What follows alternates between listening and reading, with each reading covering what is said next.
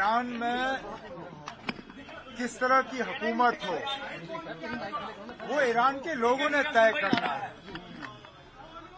जिस तरह अमेरिका के लोग तय करते हैं कि उनका राष्ट्रपति कौन होगा, इजराइल के लोग तय करते हैं कि उनकी हुकूमत किसके हाथ में होगी, भारत के लोग तय करते हैं कि भारत का प्रधानमंत्री कौन होगा। इसी तरह ईरान के लोगों को अपनी हुकूमत के बारे में खुद फैसला करना चाहिए। बाहर से ताकत का इस्तेमाल और ताकत का मुजाहिरा करके बमबारी करके हुकूमतें बदलना किसी भी अंतर्राष्ट्रीय कानून इस बात की इजाजत नहीं देती। और जिस तरह बेरहमी से पहले तो ईरान के जो सुप्रीम लीडर हैं उनकी हत्या की गई, उसके साथ साथ उनके परिवार के लोगों को मारा गया। मुझे बताइए ना, किस कानून ने अमेरिका या इजराइल को इस चीज की इजाजत दी? फिर तो जो रूस ने किया यूक्रेन में वो भी सही है, जो बाकी मुल्क करते हैं वो भी सही है। कल को अगर भारत ने चाहा और किसी पड़ोसी मुल्क के अंदर घुस गए वो भी सही होगा। मैं सबसे पहले तो ईरान के लोगों के साथ हमदर्दी का इजहार करता हूं।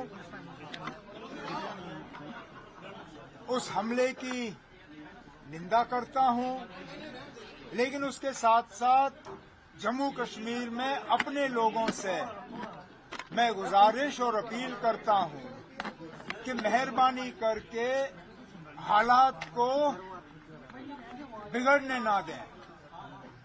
कुछ लोग बीच में इसमें घुस के माहौल को बिगाड़ने की कोशिश कर रहे हैं। कुछ जगहों से इस तरह की घटनाओं की खबरें आनी शुरू हो गई हैं।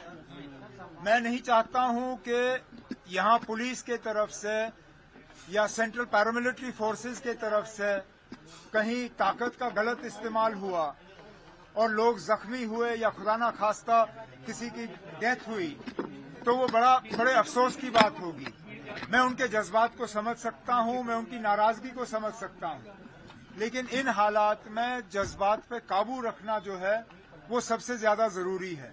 तो मेरे तरफ से उन सबसे और उनके जो लीडरान हैं, मजहबी लीडरों से मोतबाना गुजारिश होगी कि बेशक आप अपने गुस्से और नाराजगी का जो इजहार करना चाहते हैं, अपने दुख और दर्द का इजहार करना चाहते हैं, आप करिए, लेकिन कानून को जो है हाथ में मत लीजिए।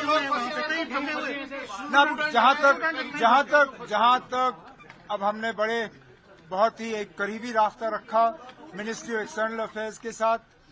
ज्यादातर जो हमारे स्टूडेंट्स या बाकी लोग ईरान में हैं उनको सेफर एरियाज तक शिफ्ट किया गया है। कुछ अस्पतालों में जो हमारे फाइनल ईयर के स्टूडेंट्स हैं वो वहां से निकलना जो है मंजूर वो उस बात पे मंजूर नहीं हो रहे हैं।